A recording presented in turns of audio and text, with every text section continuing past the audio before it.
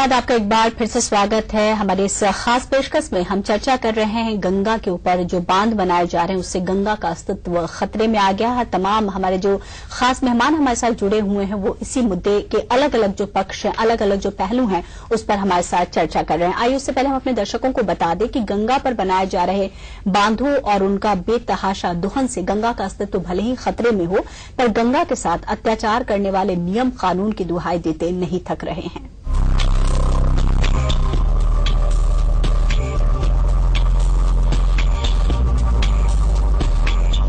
उत्तरांचल के रुद्रप्रयाग जिले में एल&टी का Singoli Bhatwari hydel power project 99 megawatt क्षमता वाली ये परियोजना मंदाकिनी नदी पर बनाई जा रही है।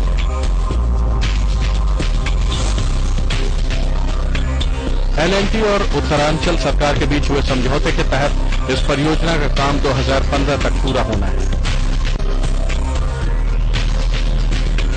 Run of the river pattern पर आधारित इस परियोजना में गंगा के बहाव को रोका नहीं जाएगा, बल्कि बैराज बनाकर बिजली बनाने के लिए इसे 11.5 किलोमीटर लंबी सुरंग के अंदर से गुजारा जाएगा। नदी की दिशा मोड़े जाने के कारण यहां नदियों के किनारे रहने वाले स्थानीय लोग काफी परेशान हैं। उनकी चिंता यह है कि अगर नदी के बहाव को मोड़ा गया तो उन्हें पानी की दिक्कत का सामना करना पड़ सकता है। हालांकि एल&टी के अधिकारियों के मुताबिक पानी के वास्तविक बहाव वाले क्षेत्रों में 10 से 12% पानी का बहाव हमेशा बना रहे। हमारी परियोजना में लगभग 85% लोग स्थानीय लोग ही कार्य कर रहे हैं।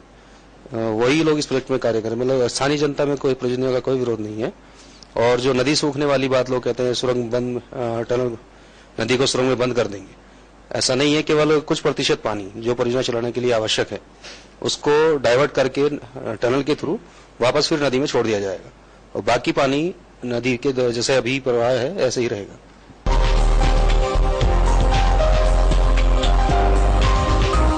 कुछ लोगों का यह भी कहना है कि बांध बनाने में कोई बुराई नहीं है, क्योंकि विकास भी बेहद जरूरी है।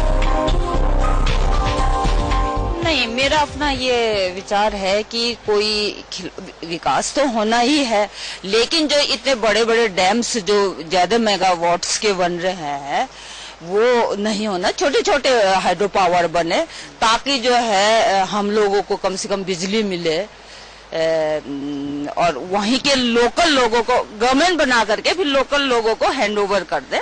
मतलब जो टनल बनाते समय हाँ उसमें जैसे गांव वाले जिसके ऊपर गांव कहते हैं तो उनका जो है मकानों में दरार पड़ रही है तो कुछ ना कुछ, और जो वाटर सोर्सेस है वो कई जगह ब्लॉक भी हो गया है जिससे लोगों को पानी नहीं मिलता है। हम लोग इसलिए इस मंदाकिनी भगवान केदारनाथ घाटी में मंदाकिनी बचाओ आंदोलन में जो हम लोग विरोध कर रहे हैं, हमारा मेन मकसद ये है कि यहाँ के लोगों को एक तो रोजगार मिले और जो बाहर के लोग हैं वो इसमें रोजगार में हस्तक्षेप कर रहे हैं। और जो हम लोगों का यहाँ पर जो मांगे हैं कि गांव में जो है स्वास्थ्य सेवाएं मुहिम कराई जाए और पानी की व्यवस्थाएं हैं, क्योंकि सुरंग जब बन रही है उसमें ब्लास्ट हो रहे हैं और गांव में जो है कई जगह पानी के स्रोत सूख चुके हैं।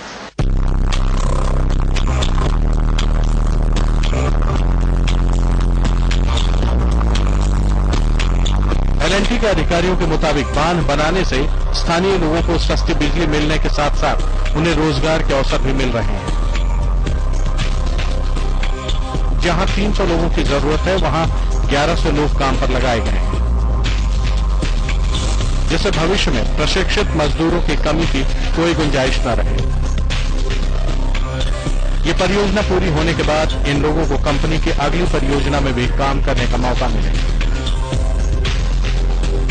सच्चाई तो ये है कि एल&टी ने यहां इस परियोजना को शुरू करने के लिए बड़ी तादाद में पेड़ काटे हैं, लेकिन साथ ही वो लोगों को वृक्षारोपण के लिए प्रोत्साहित भी कर रहे हैं।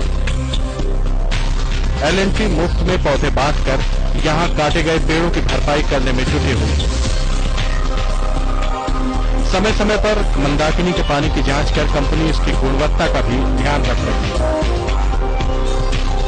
कुल मिलाकर एल&टी का दावा है कि ये परियोजना देश के बेहतरीन वैज्ञानिकों और पर्यावरण विशेषज्ञों की देखरेख में चल रही है। इसलिए किसी भी प्रकार के नुकसान का खतरा बहुत कम है। हालांकि पर्यावरण और गंगा प्रेमी इन दावों को बेबुनियाद बता रहे हैं। ब्रिजेश मिश्र के साथ देवेंद्र सिंह और कमल रावत, GNN न्यूज। तो दो पक्ष हैं और बिल्कुल अलग अलग बातें दोनों की सामने निकल कर आती है। एक का कहना है कि विकास के लिए जरूरी है बांध बनाने, वहीं दूसरी तरफ जो लोग गंगा बचाओ आंदोलन से जुड़े हुए हैं उनका साफ तौर पे कहना है कि अगर बंधेगी गंगा तो बचेगी कैसे। आनंद स्वरूप जी, आपने देखा कि L&T कंपनी जो है वो लगातार वहां जो बांध बन रही है उसके लिए उन्होंने बहुत सारे ऐसे मुहिम चलाए हैं जो कहीं ये ना लगे कि हम पर्यावरण के खिलाफ जा रहे हैं या हम विकास की बजाय हम विनाश की तरफ अपने कदम बढ़ा रहे हैं। आपको क्या लगता है कि जिस तरीके के समझौते हैं जलाशयों को लेकर, गंगा नदी को लेकर, तमाम नदियों को जो देश में है उनको लेकर, क्या वो और जो अभी सरकार कदम दर कदम आगे बढ़ रही है, कंपनियों को प्रोत्साहित दे रही है, क्या वो उन्हीं नियम कानून के तहत हैं जिस तरीके के बनाए गए थे? एक तो मैं बता दूं कि जो आदमी बोल रहा था भारद्वाज जी, मैं व्यक्तिगत रूप से इसको जानता हूं, चूंकि मैं जाता रहा हूं, और इसके ऊपर सैकड़ों मुकदमे हैं अपराध के। लोकल जो स्थानीय निवासियों की बात कर रहा था उनको मारने के लिए, हमारे ऊपर हमला करने के लिए, और अभी आप स्थानीय निवासियों की बात भी सुन रही थी। वो कह रहे थे कि जल स्रोत सूख रहे हैं, घरों में दरारें आ रही हैं, घर गिर रहे हैं। और आपको बता दूं कि L&T परियोजना से लगभग 30 लोगों की मौत अब तक हो चुकी है वहां पे। ये मैं आपके टीवी चैनल पे आंकड़े के आधार पे बात कह रहा हूं। दूसरी बात यह है कि पर्यावरण की बात, जो वृक्षारोपण की, एक तरफ आप लाखों पेड़ काट दिए और जो इनके चित्र दिख रहे थे वो सिर्फ चित्रों तक ही सीमित है। आज तक इन्होंने एक पेड़ नहीं लगवाया है। शायद आप अगर पेड़ लगवाए होते तो आपको चित्र दिखाते कि चलो पेड़ का चित्र ले लो, वो चित्र नहीं दिखाया, इन्होंने आपको पोस्टर दिखाया। हमारा कहना यह है कि आप एक तरफ बर्बाद कर रहे हैं, दूसरी तरफ आप आबादी की बातें सोच रहे होंगे, मैं आपकी बातें इनकार नहीं कर रहा हूं। आप स्थानीय निवासियों की बात कर रहे हैं, स्थानीय निवासियों के 450 लोगों के ऊपर वहां आपने स्थानीय न्यायालय को खरीद लिया और 450 लोगों पे फर्जी मुकदमे डाल करके लोगों को फंसाया गया है। तमाम लोग अभी भी जेलों में हैं, कुछ लोग जमानत पे हैं, कुछ लोग लगातार सप्ताह में 5 दिन न्यायालय का चक्कर लगाते हैं। क्योंकि मैं बातें कह दिया इतनी इसलिए कि मैं उस जो परियोजना है वही मेरा संकल्प है, मंदाकिनी मेरा संकल्प स्थल है, और L&T ही ऐसी एक बड़ी कंपनी है जो सभी बांधों को धीरे धीरे बना रही है। वो श्रीनगर परियोजना हो या कोई भी परियोजना हो, मैक्सिमम काम L&T करती है। तो ये जो सबसे बड़ा गंगाद्रोही है कंपनी है वो L&T है। दूसरी तरफ अगर हम समझौते की बात करें तो लगातार हमने जो नदियां हैं उसके लिए कुछ नियम बना रखे हैं कि अगर हम किसी भी तरीके का निर्माण कार्य उसके ऊपर करते हैं तो हमें कुछ बातें भी ध्यान रखनी पड़ेगी। तो आपको क्या लगता है कि उन बातों को ध्यान में रखा जाता है जब कोई निर्माण? ये बात आज की नहीं है। 1915 में मदन मोहन मालवीय से समझौता हुआ और ये कहा गया कि उसके 3D जो सेक्शन है उसमें स्पष्ट लिखा हुआ है कि गंगा पे किसी प्रकार की छेड़छाड़ बिना धर्माचार्यों के उसके सहमति के नहीं होगा, और गंगा को बिल्कुल खुले रूप में, माने आसमान खुला होना चाहिए और तल बिल्कुल खुले आसमान और निश्चित तल पे गंगा बहेगी। और आप गंगा को देख रही हैं, आपने जो चित्र दिखाया कि गंगा सुरंगों में डाली जा रही है। तो ये जो समझौता था हमारी एक महामना का, जो इस देश के पूजनीय व्यक्ति रहे हैं, जिनका हमारी संस्कृति के संरक्षण में बड़ा योगदान है, और जिसपे आज भी गंगा का जो हरिद्वार वाला काम है वो चल रहा है। तो अगर एक समझौता मान रहे हैं कि गंगा में इतना पानी छोड़ा जाना चाहिए, तो दूसरे समझौते को क्यों नहीं मान रहे आप कि धर्माचार्यों से बिना सहयोग के नहीं कोई करना चाहिए? मैं अपने पूज्य गुरुदेव की बात कहता हूं, वो बार बार इस बात को कहते हैं कि ये जो काम चल रहा है ये निश्चित रूप से अपने काले धन को छुपाने के लिए कंपनियां यहां पे आकर के अपना पैसा छुपा रही हैं और उसको बांध बना रही हैं। उनका उद्देश्य विकास कदापि नहीं है। जी बिल्कुल। तो आनंद स्वरूप जी का साफ तौर पे कहना है कि कंपनियां जो है वो बिना लाभ के कोई काम नहीं करती हैं, और कोई भी जो बांध बन रहा है उसका मतलब इससे नहीं है कि उससे गंगा को कितना नुकसान हो रहा है, बल्कि वो ये देख रहे हैं कि उससे उनको कितना फायदा हो रहा है। इस तरीके के आरोप गंगा बचाओ आंदोलन से जुड़े हुए आनंद स्वरूप जी का कहना है। हमारे साथ हमारे मैनेजिंग एडिटर अनंत मित्तल जी भी जुड़े हुए हैं। अनंत जी, आपको क्या लगता है कि सरकार सतत विकास का दावा करती है, लेकिन अगर पर्यावरण में संतुलन ही नहीं बना रहेगा, सारे जल स्रोत ही सूख जाएंगे, तो फिर विकास की बात कैसी?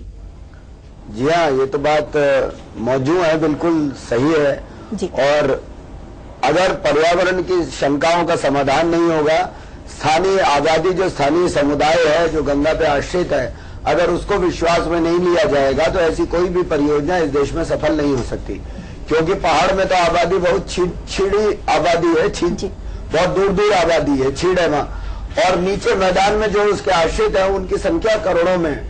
इसलिए ऐसे में अगर देखा जाए तो सबको, पूरा मैदान वालों को पहले लेना चाहिए, जो मैदान वालों को पहले भरोसे में लेना होगा, और पहाड़ का जो है नंबर बाद में आएगा। लेकिन दोनों के बीच में संतुलन बनाएंगे तभी हो पाएगा, क्योंकि पहाड़ के लोगों को भी बिजली चाहिए और उनके विकास के लिए बिजली जरूरी है। जी बिल्कुल आनंद है कि सरकार व्यवस्था करे। आनंद जी, बिजली की बात अभी एक स्थानीय महिला बता रही थी आपके सामने कि जो पहले भी माइक्रो बिजली की बात पहाड़ों में रही है, हम उस माइक्रो बिजली का आप भी आपके चैनल के माध्यम से समर्थन करते हैं। वो जो माइक्रो बिजली थी वो गाँव के लिए थी, ये जो बिजली है वो मुकेश अंबानी के लिए है, अनिल अंबानी के लिए है। जी हाँ, मैं ये नहीं कह रहा कि बड़े बांध हो, मैं भी यही कह रहा हूं कि उसका हमें प्रौद्योगिकी हल सोचना चाहिए जी, और हमारे पास एक से एक प्रौद्योगिकी मौजूद है। तो ऐसा नहीं है कि अगर सरकार चाहे और समुदाय चाहे और पूरा समाज चाहे तो इसका हल नहीं निकल। जी बिल्कुल आनंद जी यहाँ पर आगे भी हम इस चर्चा को आगे बढ़ाएंगे कि वास्तव में पहाड़ों पर जो परियोजनाएं लगाई जाती है उसका लाभ क्या वहां के स्थानीय निवासियों को मिलता है, या बड़ी बड़ी कंपनियों को बिजलियां दे दी जाती हैं, शहरों को सप्लाई की जाती है, और हमारे पास अगर ऊर्जा के दूसरे विकल्प है तो सिर्फ हम हाइड्रो पावर प्रोजेक्ट पर ही ध्यान क्यों देते हैं। इस मुद्दे पर आगे भी हम चर्चा करेंगे, देवदयाल जी से भी समझने की कोशिश करेंगे, लेकिन यहां ले लेते हैं छोटा सा ब्रेक।